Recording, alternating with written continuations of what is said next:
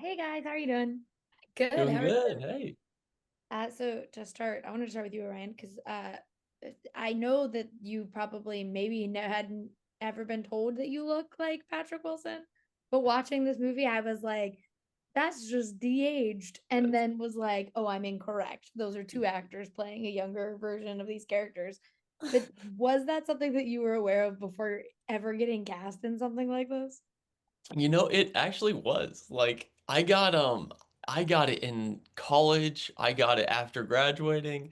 There was a period of time where I was bartending and like a week wouldn't go by where someone wouldn't be like, "You look like that actor, Patrick Wilson." And so it's definitely on my radar.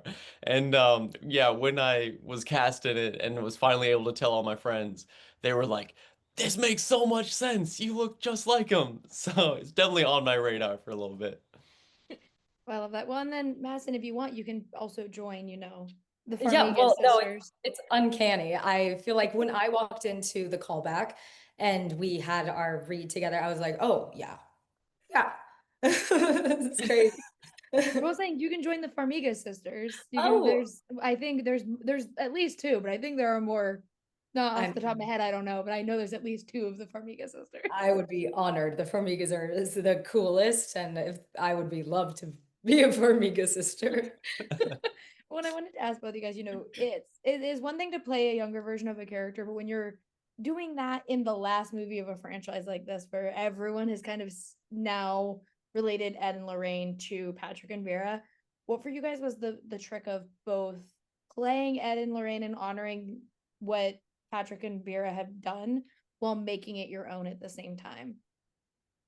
It was a tightrope for sure. I think definitely trying to do my best to do that justice and set up, uh the the world of Ed and Lorraine in a way that makes sense was a difficulty for me. But when I was able to meet with Patrick briefly, he pretty much gave me the reins of like, oh yeah, you'll be fine, just trust your instincts. And after that, I was like, okay, all right, how can I approach this from, an actor's perspective? Like, what are they when they're younger? How have they changed over time? And um, I'm just honored that, it was a risk to not de-age us. And the fact that that was on the table at all, um, to cast us and have the risk of the audience, maybe not liking us. I just kind of bow my head to, everyone at the production and all the producers and New Line and Warner Brothers. It's just such an honor to be a part of it. Yeah, I mean, I couldn't have said it better. I think, there definitely was trepidation from the studio. People love Patrick and Vera so much, as do I, as a fan Mhm. of the franchise. So I've certainly felt pressure. I wanted to, it was so important to me to honor that, not only for Vera and Patrick, but also for the fans. I think like they deserve good Ed and Lorraine. So I definitely felt the pressure, and I wanted our version to feel familiar, but also we're coming in from a younger perspective, so there should be a slightly different energy there. They're at the beginning of their careers, they're not as experienced. So yeah, it was trying to find that balance. When I too, you guys are coming into this franchise when I weirdly it is like more topical than ever before. Like I It's feel like a lot of people had started to learn about Ed and Lorraine through these movies if they didn't already know. But then this one, I'm like, well, now someone else owns that museum and Godspeed. But is it fun to kind of get to talk about Ed and Lorraine where it's a little bit more like people know their names and they know their cases a lot more now than they did when this franchise started? Yeah, I mean it is crazy how much even before the film came out, it's sort of been in the headlines recently with Matt Rife bought the Warren house and the artifacts, and the Annabelle doll has been disappeared and all this stuff. And Yeah. yeah, it's been in the news Burned a down lot. Louisiana. Yeah, but it is very, I think, I mean, it feels very special to have a connection to this story and the franchise. And it is fun to, you know, we've had to do so much research in stepping into this. So I feel like I've learned a lot about it too. And it is fun to share that with people. Yeah, what about you, Orion? I think Madison said it perfectly. Yeah, that this is the best time, to be able to explore them more because so much is going on and because more people know about it now. It's just I feel like one of the fans, you know, I feel like, whoa, what's going on here? How did that happen? Yeah, so it's just cool to be a part of it. Well, and you guys get to show Ed and Lorraine at a part of their lives that we've not seen in the franchise. We saw when Judy is younger in the first Conjuring movie, but she is still like older, and it's not, you know, them before their parents, and they're still doing these cases. How much fun was it to get to show that youngness and that kind of freshness to their jobs in those brief moments that we get with the younger Ed and Lorraine for you guys? I mean, it was so much fun. And I think it's something I still have so much curiosity about, but reading about them at the beginning of their careers, it's fascinating what they've built and what they've created and how they did it. And I think it's so much to do with their belief in each other and their relationship is so strong. And I think exploring that from like its beautiful youth blooming days is very it's very fun. Yeah. I think I mean, the fact that they were one of the first to do it and that no one else was really doing it at that time. So they were taking a big risk in even exploring that world and trying to get it on tape and, you know, they were even in this one, you know, recording the interviews. So I think they were just such on the cutting edge of the paranormal investigation investigative world that it was fun to explore that and explore how they're not experts because even in the first Conjuring, they're already experts. They've already been doing it for a long time. So exploring how they got into it and how um, they stayed in it as it was very cool. Yeah, well, and I have a tank top normally that says "I love my Scream Queen" and has Ed Warren on it with like a crucifix because I do think in all of horror, this is like the most trusting and understanding man because it's Yes. like if your wife and your daughter started being like, "Yeah, this ghost was talking to me," he's like, "Okay, let's figure it out." I'm like, Yeah. "Huh?" I would have been gone. But like for both of you, when you have like all of that backing, you see kind of what that marriage is like throughout those movies. What for you guys was like the most important thing to talk about before you started filming? Because like we've said, this is like a different part of their relationship that we haven't really seen before.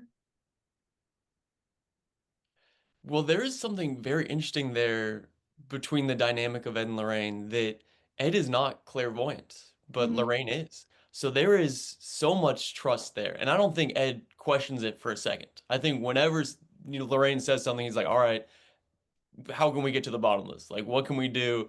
I'm gonna, to the best of my abilities of, you know, being a car mechanic and a guy who fixes things, like, what are the practical ways that I can help, you know, exorcise this ghost or deal with this demon or something? So that was a very interesting aspect for me to play with.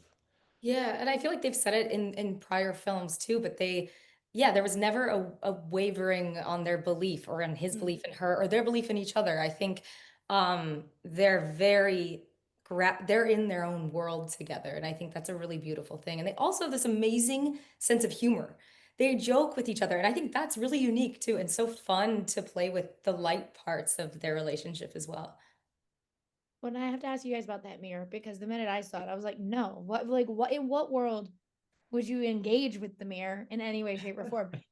Is I'm assuming because it's just a mirror that it is practical because it is straight up just like a frame. It's not the more outlandish things that the franchise gets to do. But how was it like looking at something that is as creepy, just like looking at it for an audience member, and I'm sure just as bad in person? Oh my gosh. Well, the production design and the props and the art are so incredible. And stepping into that room where every inch of the wall is covered in clocks and amazing artifacts and details, it's just stunning to take in. And the mirror itself is hauntingly beautiful in real life. And I think you do just kind of get entranced by it. It's just so beautiful. But I agree with you.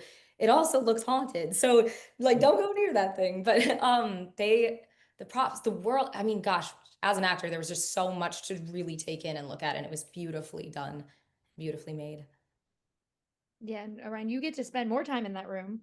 Or no, less time because obviously Lorraine goes in and is trying to investigate. Was that fun to not have to deal with it nearly as much and just kind of be like, you know what, that's my wife. I'm gonna stand back here. I'm gonna let her do her thing. Uh, I guess, yeah, it was nice. I remember we walked through it before we filmed anything. We walked through that room and they had already set everything up. And you walk through this like corridor of all these antiques and you get to the mirror at the end. And that was a very surreal experience for me because this was one of our first days being on the lot and seeing that was like, wow, okay, there is a weight here to everything that we're doing.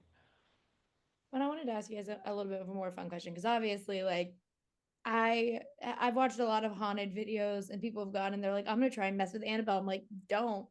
That's just stupid. But is there anything that through your research of Ed and Lorraine when you were getting ready that you learned that they like investigated that you were like, there's no way. I would have just ran for the hills. Like I would not have looked at this thing that they went and like is in their house now. I mean, pretty much everything, right? Yeah, There's the museum's just terrifying. their reaction to hearing something scary is like, all right, let's go check it out. And I Yeah. think a lot of the times, like we saw in the first Conjuring, like they're able to disprove it and show that it's not real. But then a lot of the times they end up going through this whole case and they, without fear, both of them approach it uh, in a way that I don't know if I could do personally. Well, and I think what I also think is so admirable is they care so much about the people. And it's like, I think for Lorraine, you see this in the film so much. It's like she wants to help these people so much. And I think she knows she's putting herself in this vulnerable situation. And she's seeing these really terrifying, horrible things and feeling this pain that these other entities are feeling. But she is really passionate about helping people. And I think that that's so beautiful. I do too. And for last question I want to ask is now the movie is out. It is yet again proving that like the Conjuring movies, for whatever reason, they're great movies, but like they always end up being a success when they come out, and it's just because people want to go and see what Ed and Lorraine are up to. How does it feel like being a part of that franchise and now that legacy, even though it is the end of the Conjuring, and we all have to kind of come to terms with the fact that they're not coming back? How is it though, like getting to see that success as two younger actors who joined in this last film? It's the best. I think seeing it come into fruition, like seeing script to, second rewrite to, being on set and filming it and then seeing glimpses of it and then seeing the whole thing and then now seeing how the audience is responding to it is just so incredible. It's such an honor to be a part of that whole process and a part of the culminative film that is from so many different aspects of this universe. Yeah, I mean, I feel just incredibly lucky. I think it is such an impressive, amazing world that they've built, that James Wan, spearheaded, and Peter Safran and Michael Chaves.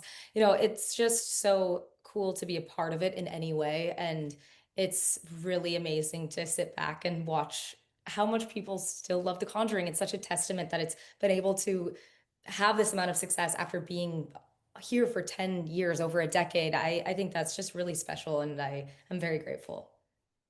Well, yeah, this franchise ever since I saw the first one, I was like, no, no, I'm not playing hide and seek with kids. Oh, I'm gonna start I calling don't them. even I don't really know what to do about kids in general. They're all it's just crazy. You're like, you're seeing too much. But I love this franchise so much. I loved getting to see the younger and Ed and Lorraine, and so thank you guys for talking with me today. I really appreciate it. Thank you so Nice. much. Thank you for talking with us. Yes, have a Bye. great It's one. okay. Bye. All right. Hello, I'm Rachel Tolleson. I'm here with the Mary Sue today talking to Michael. How are you doing today? I am doing great. How are you doing, Rachel? I'm doing fabulous. Congrats on the movie. I know it's been out for a minute now, but it's great. How has the fan reception been to it? It's been great. It's been, it's was the biggest horror opening of all time. It's the #2 horror movie just under it. It's been huge. And it's been just great to see. It's been great to see people rally around it, get emotional. I love being on like social media and seeing like people like repost like in the wedding scene, getting all teary and I don't know. It's been amazing. Yeah, and it's truly like as a fan of this universe since the beginning, it has been so lovely to kind of see how everything has come to where it's at. And I know that having the, momentous task of being the one who's like, oh, I guess I have to kind of like close out this main story. How were you like terrified going into that, or were you like, no, I've got this? You know, it was terrifying. It was without a doubt, it was the scariest thing. It was scarier than the movie. It's just, I wish I could have, it should have just been a documentary of my fear going in. Um, no, it was, honestly, so much of the team is so great. The pressure always comes from within. I think that the biggest thing was, um, it kind of shifted when we started shooting because there's always nerves, like, and everyone has nerves going into it. That's the thing. Like the cast has nerves. Like everybody is kind of high stakes. Let's make it good. It kind of shifted into just gratitude as we got into it. I was like, this is the last time I'm going to work with Patrick and Vera playing Ed and Lorraine Warren, and this is the last Conjuring movie I'm ever going to get a chance to direct, and it's um, it was all kind of, and it just was got more and more bittersweet. And so, the days are, usually halfway through a production, you're like, when will it end? I'm so exhausted. Everyone's tired. But it was like, the ending was like, it felt really, bittersweet as it got going. Yeah, and it's a perfect ending. Honestly, I love that we kind of get closed, but also not fully closed because we all know how these movies go. Nothing is ever fully closed, but it's like It's it's an ending closed. It couldn't be more closed, Rachel. What are you talking about? closed. No, I know. We know in horror movies, there's always like, in 10 years, someone's gonna be like, you know what, I really miss The Conjuring. Let's go do The Conjuring. But no, and it's really done, and it's like Patrick Wilson and Vera are just they're so great together. It really is kind of like a sad thing that we're not going to see them anymore as Ed and Lorraine. They were perfect. No, I know. But yeah, yeah. So like, as far as like filming this, you know, finale as it is, did you have any favorite moments from it? I love shooting in the mirror room. I thought the mirror room was so cool. And it was also like, it was a great moment on set because like, it was just cool. It was like this kind of, we had two-way glass and we built this, so we can shoot from like the outside. Those are all real reflections. And, I think that when you have something like that, everyone gets fired up. It's like, it's just fun to do that sort of stuff. It's like good old fashioned movie making. And I love it. So that was actually like an actual like big that was a crazy thing. That mirror was insane. Was that like a prop built or did someone find a mirror? Oh, of our like the evil mirror, or I was Yeah, thinking the changing room.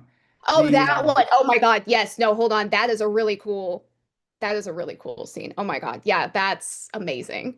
Yeah, the other mirror was a build. I mean, it's loosely based on the real. There's a real mirror in there that's Yeah. called the Conjuring mirror. Even before it was the Conjuring, it was called the Conjuring mirror, which was so we were like, this is too perfect. It's like full circle. But that it was based on that design. But then I was like, I want to put cherubs at the top because I was like, little baby faces are creepy, as we've learned from Annabelle. Well, I love it. It is, I'm just really excited for everybody to kind of come see this, and I'm happy that it's coming out in October. I know sometimes things come out in September. I'm like, no, this is a perfect month. It's a great ending. Everybody did well. It's just such a good job. You did such a good job with it. Congrats again, and thank you for chatting with me today about this. Oh, thank you, Rachel. Great talking to you.